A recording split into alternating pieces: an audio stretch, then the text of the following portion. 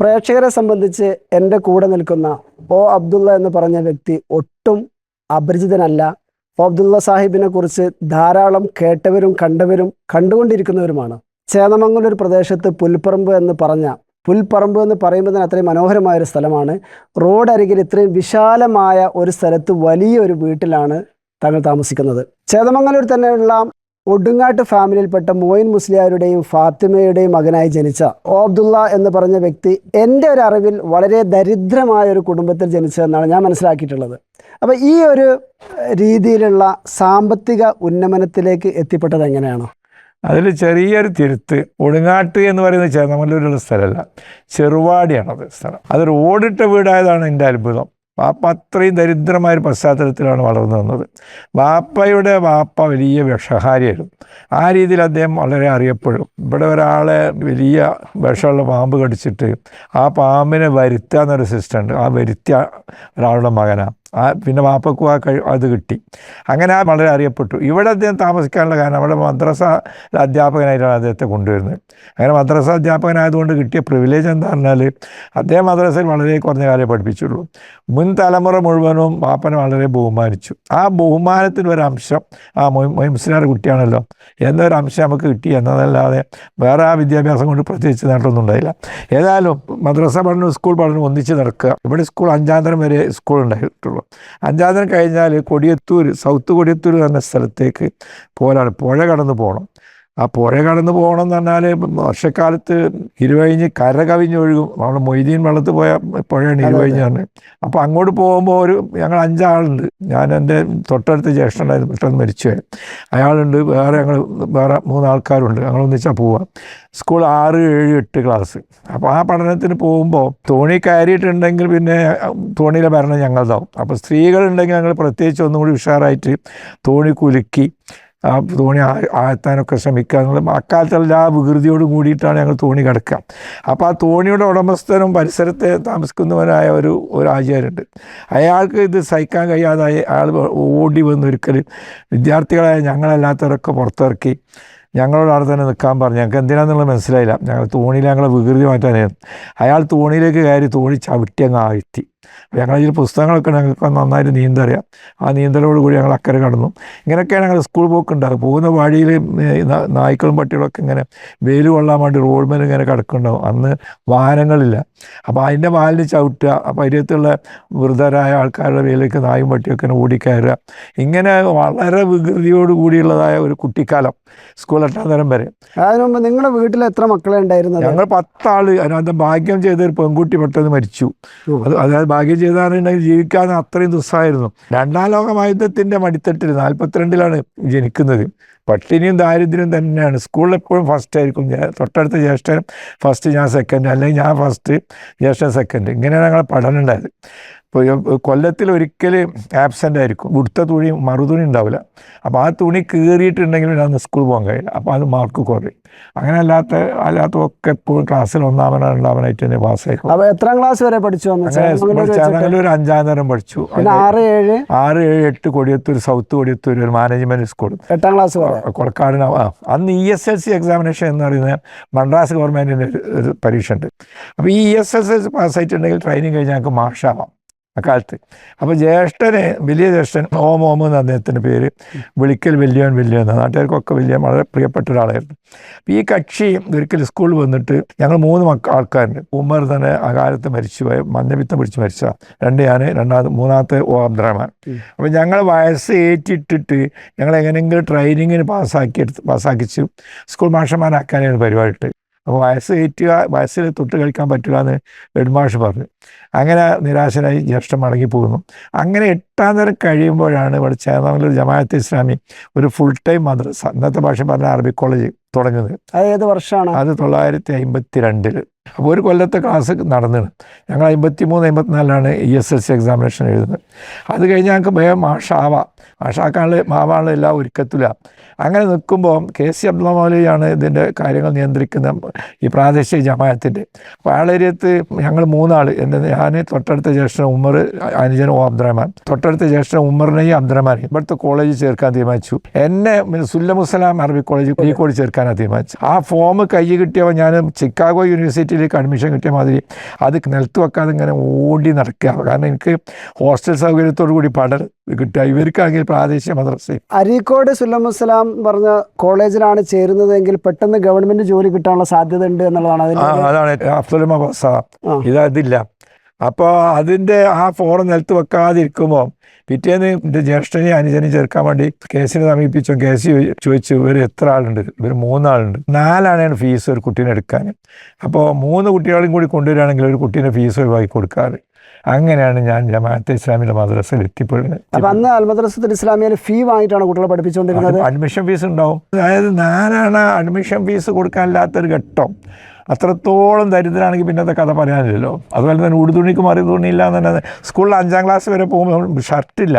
5ാം class വരെ ഞങ്ങൾ 3 ആളും ഇങ്ങനെ കുപ്പായിടാതെ ഇങ്ങനെ പോയതാണ്. വീട്ടിലെ ഭക്ഷണ കാര്യത്തിൽ എന്താണെന്നറിയില്ല. നാട്ടിൽ അന്ന് ഉച്ചക്ക് ഊണ് ഉണ്ടാകുന്ന വീട് വളരെ സമ്പന്നരായ 2-3 വീടാണ്. പക്ഷെ അത് ഞങ്ങൾ വീട്ടിൽ ഉച്ചക്ക് ചോറാണ്, കഞ്ഞി ഉണ്ടായിട്ടില്ല.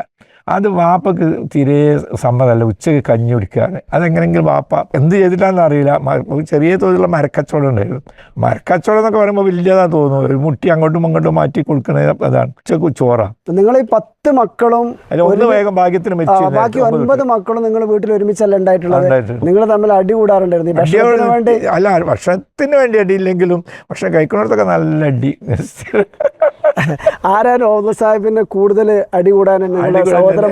നേരെ തൊട്ടടുത്ത് പെട്ടെന്ന് മരിച്ചു ഉമർ ശാരീരികമായിട്ട് വളരെ ഉഷാറായിരുന്നു. അപ്പോൾ ഓനോടായിരിക്കും എൻ്റെ മിക്കവാറും നേർക്ക് മുഖ്യശത്രു കക്ഷിയാണ്. അപ്പോൾ അടി കൂടി എപ്പോഴും ഞാനെ തോൽക്കുക, എന്നാൽ പോലും അടി തുടങ്ങൽ ഞാനായിരിക്കും. പിന്നെ നാട്ടിൻ പ്രദേശത്ത് നിങ്ങൾ സ്കൂളൊക്കെ വിട്ട് വന്നു കഴിഞ്ഞാൽ പുറത്തേക്ക് കളിക്കാനും ഇതിനൊക്കെ പോകാറുണ്ടല്ലോ. അന്നത്തെ അനുഭവങ്ങൾ കൂട്ടുകാരികളൊക്കെ ഒന്ന് ഓർത്തെടുക്കാൻ പറ്റും. എല്ലാ സ്ഥലത്തും ടൂർണമെൻറ്റുകൾ ഉണ്ടാവും. അപ്പോൾ സ്കൂള് 3 കിലോമീറ്ററോളം ദൂരെയാണ്. ഉച്ചക്കൊന്നും കഴിച്ചിട്ടുണ്ടാവില്ല. അവിടെ നിന്ന് പിന്നീട് മുക്കം മൊയ്തീൻ നേതൃത്വത്തിലുള്ള പല കളികളും അവിടെ വെച്ചിട്ടുണ്ടാവും. അല്ലെങ്കിൽ ചെറുവാടി തിരട്ടമേൽ അവിടേക്കൊക്കെ ഈ ഉച്ചയ്ക്ക് ഭക്ഷണം കഴിച്ചിട്ടുണ്ടാവില്ല. അല്ലെങ്കിൽ അവിടെ ആ സ്കൂൾ കമ്പൗണ്ടിൽ കുറേ മാവുണ്ടായി. ആ മാവാണ് ശരണം. മാങ്ങ പറിച്ച് തിന്നും. അത് കഴിഞ്ഞിട്ട് ഇങ്ങോട്ട് ഓടും മുക്കത്തേക്ക്. മുക്കത്ത് ആ കുന്നിൻ്റെ മുകളിൽ കൂട്ടുകാരെല്ലാവരും ഓർക്കാൻ കഴിയും. അറബിക് മനുഷ്യന്മാരായ കുറേ ആൾക്കാരുണ്ട്. ഒന്ന് ഇ.കെ. അബ്ദുറഹ്മാൻ എന്ന് പറയും, അയാൾ സുഖലായി കിടക്കുകയാണ്. ഒന്ന് ഇ. മുഹമ്മദ്, അയാൾ സുഖല്ല. പിന്നെ കെ. അബ്ദുസ്സലാം, അങ്ങനെ കുറേ ആൾക്കാരുണ്ട്. അവരൊക്കെ അറബി മനുഷ്യന്മാരായി. അപ്പം നിങ്ങൾക്ക് അതിൽ വാപ്പനെ കുറിച്ചൊക്കെ മറക്കാൻ പറ്റാത്ത എന്തെങ്കിലും ഓർമ്മകൾ? മറക്കാൻ പറ്റാത്തതെന്ന് പറഞ്ഞാൽ അക്കാലത്ത് ചെറിയ കുട്ടിയായിരിക്കെ ആലുവയിൽ ജമാഅത്തെ ഇസ്ലാമിയുടെ ഒരു സംസ്ഥാന സമ്മേളനം നടന്നു. 1956. അതെനിക്കൊരു ഏതാണ്ട് ഒരു 15 വയസ്സ് 14 വയസ്സൊക്കെ ആകുന്നുള്ളൂ. അപ്പോൾ ഇവിടെയുള്ള സമ്പന്നരായ ആൾക്കാരുടെ കുട്ടികളൊക്കെ പോകുന്നുണ്ട്. അപ്പോൾ എനിക്ക് പോകാനുള്ള ഒരു വഴിയില്ല. ഞാൻ നാപ്പനോട് തന്നെ അവരൊക്കെ പോകുന്നുണ്ട്. ഞാൻ അപ്പോൾ എനിക്ക് പോകണമെന്ന് പറഞ്ഞു. അപ്പോൾ അന്ന് ഒരു ഉറുപ്പിക ചിന്തിക്കാൻ കഴിയാത്ത സമയത്താണ്. അപ്പോൾ ചോദിച്ചു അവരെ കയ്യിൽ എത്ര കാശുണ്ട്. അപ്പോൾ ഞാൻ അവരുടെ കയ്യിലൊക്കെ ഉള്ള പൈസയുടെ സംഖ്യ പറഞ്ഞു. അപ്പോൾ 1 ഉറുപ്പിക അധികം തന്നു. എപ്പോഴും സാമ്പത്തികമായിട്ട് മേലെ നിൽക്കണമെന്ന്.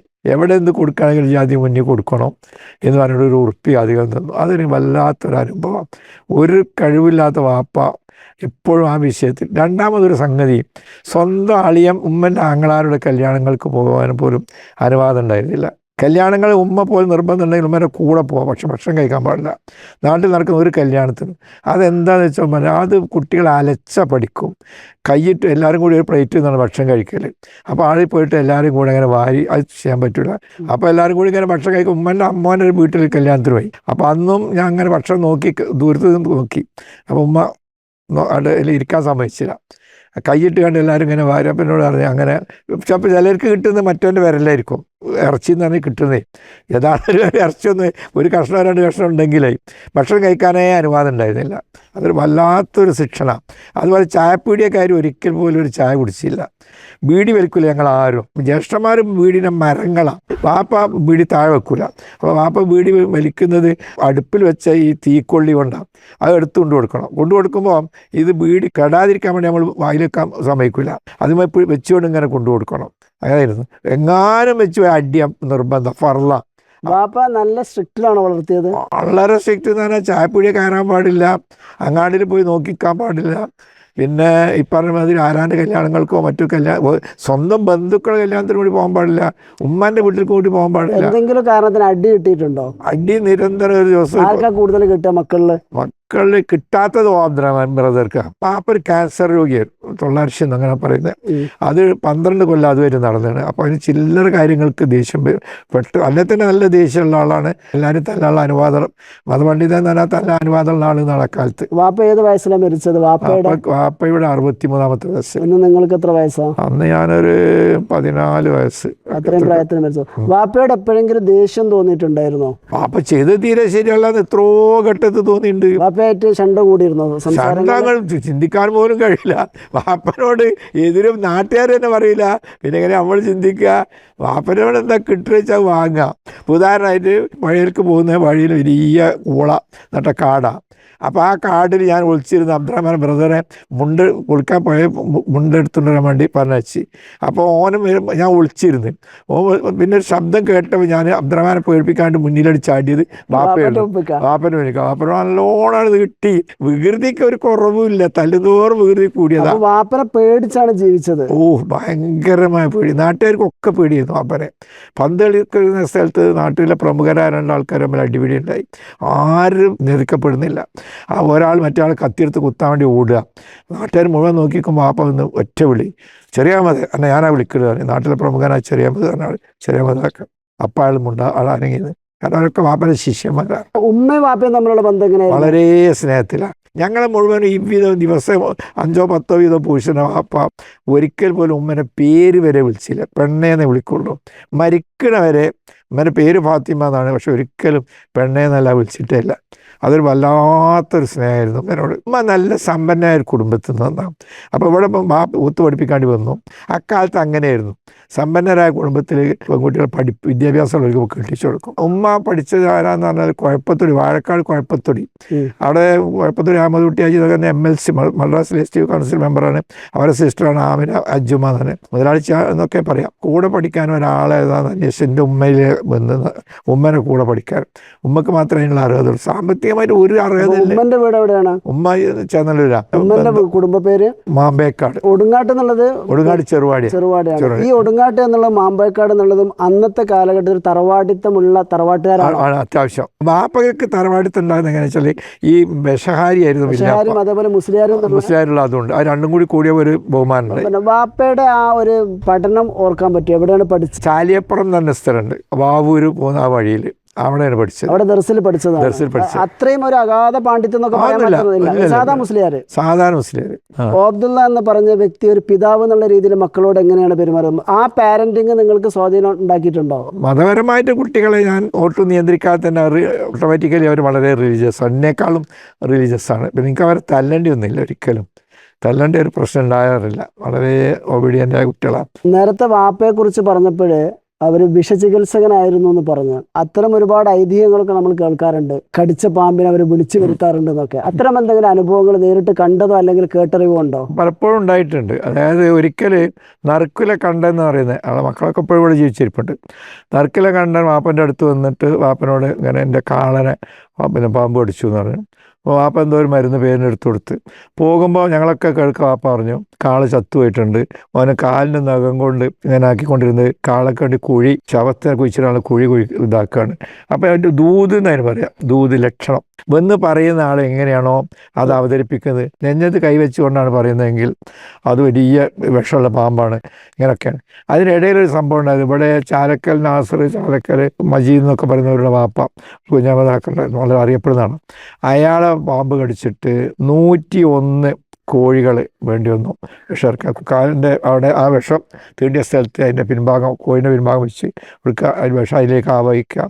എന്നിട്ട് അങ്ങനെ 101ാമത്തെ കോഴി ചത്തു. പിന്നത്തെ കോഴിയാണ് ജീവിക്കുന്നത്. അപ്പോൾ അതിനനുസരിച്ച് തലയിൽ വെള്ളം പാരും വേണം. പുഴയിൽ നിന്ന് ഇങ്ങനെ വെള്ളം കൊണ്ടുവന്ന് പിന്നീട് ആ പാമ്പിനെ വരുത്തി, നാട്ടിലുള്ള ഇതൊക്കെ കണ്ട് എത്ര ആളുണ്ട്. ആ പാമ്പിനെ വാപ്പ വരുത്തി അങ്ങാടിയിൽ നിന്ന് ഇങ്ങോട്ട് പോരുന്ന പുൽപ്പറമ്പിലേക്കുള്ള വഴിയിൽ അവിടെ കുറേ മരങ്ങളുണ്ടായിരുന്നു. ആ മരത്തമ്മിൽ ആ പാമ്പ് വന്ന് കെട്ടിത്തൂങ്ങി ചത്തു എന്നാണ് പറയുന്നത്. ഞാൻ കണ്ടില്ല, പക്ഷെ എല്ലാവരും പറയുന്നത് അങ്ങനെ ഉണ്ടായിട്ടുണ്ട്, പാമ്പ് ചത്തിട്ടുണ്ട്. കുതിരപോള എന്ന പാമ്പിന് ഒരു പറഞ്ഞ പേര്. ഈ പാമ്പ് കടിയും മറ്റുള്ളതൊക്കെ നാട്ടുകാർക്കൊക്കെ ഓർമ്മയുണ്ട്. ഗ്രാൻഡ് ഫാദറിനെ പറ്റി കേൾക്കുന്നത് ഒരു അബൂബക്കർ എന്ന ഒരാളുണ്ടായി, പേര് എന്നോട് മറന്നുപോയി. അയാൾ പാമ്പ് പിടിച്ച് മരിച്ചിട്ട് കൊണ്ടുപോകുമ്പോൾ ഗ്രാൻഡ് ഫാദറായിട്ട് ഇവിടെ പോകുന്നുണ്ട്. ഇതെന്താ വെച്ചാൽ പാമ്പ് പിടിച്ചിട്ട് ആളെ വെക്കാൻ പറഞ്ഞു, മയ്യത്തിനവിടെ തട്ടി എണ്ണിക്കാൻ പറഞ്ഞു, എണ്ണിച്ചു പോയി. യഥാർത്ഥം മരിച്ചിരുന്നില്ല. ഈ വിഷഹാരിക്ക് മനസ്സിലായി ഇയാൾ മരിച്ചിട്ടില്ല. അതും നാട്ടിൽ പൊതുവേ കേൾക്കുന്നത്. ഞാൻ പലരോട് ചോദിച്ചോ, ഉമ്മനോട് ചോദിച്ചോ, അവരുള്ളത് തന്നെയാണ്. അത് എണ്ണീച്ച് പോയി, മൂപ്പര് എണ്ണീച്ച് പോയി ചെയ്തു. ഇതൊക്കെ വിശ്വസിക്കണേ നല്ല പ്രയാസമാണ്. പക്ഷേ ഈ കുറേ ഞാൻ വായിച്ചിട്ടുണ്ട്, പുളിക്കലും മറ്റുള്ളവർക്കൊക്കെ ഉള്ള ചില വിഷകാര്യങ്ങൾ ചെയ്തതായിട്ട്. ഏതൊക്കെയാണ് ശരി, ഏതൊക്കെയാണ് സത്യം, മിഥ്യ എന്ന് നമുക്ക് പറയാൻ കഴിയില്ല. നിങ്ങളുടെ സ്കൂൾ പഠനകാലത്ത് പെൺകുട്ടികൾ സാധാരണ സ്കൂളിൽ വരാറുണ്ടായിരുന്നു അന്നത്തെ കാലത്ത്? ഇവിടുന്ന് ഞങ്ങളെ കൂടെ 2 കിലോമീറ്റർ നടന്നു പോരുന്ന ജമീല എന്ന് പറഞ്ഞൊരു പെൺകുട്ടി ഉണ്ടായിരുന്നു. ആ ഒരൊറ്റ പെൺകുട്ടി ഉണ്ടായിരുന്നു. അന്നത്തെ കാലത്ത് മുസ്ലിം പെൺകുട്ടികളെ സ്കൂളിൽ പറഞ്ഞയച്ചിട്ടുണ്ടെങ്കിൽ ആ ഫാമിലി ആ അർത്ഥത്തിൽ കുറച്ച് അഡ്വാൻസ്ഡാണ് ചിന്താപരമായിട്ട് എന്ന് മാത്രമല്ല, പൊതുവെ ഒരു അഡ്വാൻസ്. ഒറ്റ കുട്ടി മാത്രമേ ഉള്ളത്? ആ ഒറ്റ കുട്ടി. മറ്റു സമുദായത്തിൽപ്പെട്ട ആളുകളൊന്നും അതുമില്ല? ഒരു കുട്ടി നേരത്തെ ഉണ്ടായിരുന്നു, വേഗം ഒഴിവായി പോയി. അപ്പം ആ കാലത്ത് സിനിമ കാണാറുണ്ടായിരുന്നു? ഇല്ല, ജമാഅത്തെ ഇസ്ലാമി കഠിനമായി നിരോധിച്ചു വന്നു. അപ്പോൾ അക്കാലത്ത് സിനിമയെ പറ്റി ആലോചിച്ചില്ല. സ്കൂൾ 8ാം തരം കഴിഞ്ഞതിൻ്റെ ശേഷം നേരിട്ട് ജമാഅത്തെ ഇസ്ലാമിയുടെ സ്ഥാപനത്തിലേക്ക് പോകാനില്ല. ഭയങ്കരമായ വിരോധമായിരുന്നു, തീരെ കാണാൻ കഴിഞ്ഞില്ല. അപ്പൊ നിങ്ങളുടെ ഈ ചെറുപ്പകാലത്തുള്ള ജീവിതത്തില് അത്രയും പയസ്സായിട്ടാണ് ജീവിച്ചത് വാപ്പന്റെ ശിക്ഷണത്തില്? അങ്ങനെ തന്നെ. അപ്പൊ ഒരു പെൺകുട്ടികളെ നോക്കി ഒരു പ്രണയത്തിലേക്കൊന്നും പോയിട്ടില്ല? പ്രണയത്തിന് ഒന്ന് പെൺകുട്ടികൾ ക്ലാസ്സിലുണ്ടായിരുന്നില്ല. പിന്നെ ഇങ്ങോട്ട് തോന്നിയ ഒരു കുട്ടി ഉണ്ടായിരുന്നു, എന്നോട് ഇങ്ങോട്ട് ലേശം അഭിനിവേശം കാട്ടി. ഞാൻ ഇടയ്ക്കൊന്ന് ചോദിക്കട്ടെ, പറഞ്ഞതിന് മുമ്പ് നിങ്ങളെ 9 മക്കളിൽ ഏറ്റവും സുന്ദരൻ അബ്ദുള്ള ആയിരുന്നു എന്ന് പറഞ്ഞു. എൻ്റെ വലിയ ജ്യേഷ്ഠനേക്കാൾ സുന്ദരൻ പറഞ്ഞ ആൾ അല്ല, വലിയ ജ്യേഷ്ഠൻ മരിച്ചു. നേരെ തൊട്ടടുത്ത ജ്യേഷ്ഠൻ മുഹമ്മദ് കുട്ടി, ആളും എൻ്റെ മാതിരി തന്നെ സുന്ദരനാണെന്ന് പറയുക. പ്രണയിക്കാൻ വന്ന് ഒറ്റയ്ക്ക് ഇപ്പം പ്രണയിക്കാൻ പറ്റില്ലല്ലോ. അതായത് ഓപ്പോസിറ്റ് സെക്സ് ഇല്ല ക്ലാസ്സിൽ, ഒരു പെൺകുട്ടിയാണുള്ളത്. ആ കുട്ടിക്ക് അത്രത്തോളം ഒരു തോന്നൽ, വളരെ അടുപ്പം സ്നേഹമൊക്കെ കാണിച്ചിന്. പ്രണയം എന്ന് പറയാവുന്ന രീതികളൊന്നും ഉണ്ടായില്ല. പിന്നീട് ഞാൻ പഠിച്ച് ഗൾഫിലൊക്കെ പോയി വന്നു. ഞാൻ ഇവിടെ അധ്യാപകനായി വന്നപ്പോൾ ആദ്യം കിട്ടുന്നത് 2 പ്രണയ കത്താണ് കോളേജിൽ നിന്ന്. കാരണം ഞാൻ നല്ല ഡ്രസ്സും. ഏത് കോളേജിൽ നിന്ന്? ഇസ്ലാമിയ കോളേജിൽ നിന്ന്. നിങ്ങൾ അധ്യാപകനായിട്ട് വന്നിട്ടേ ഉള്ളൂ.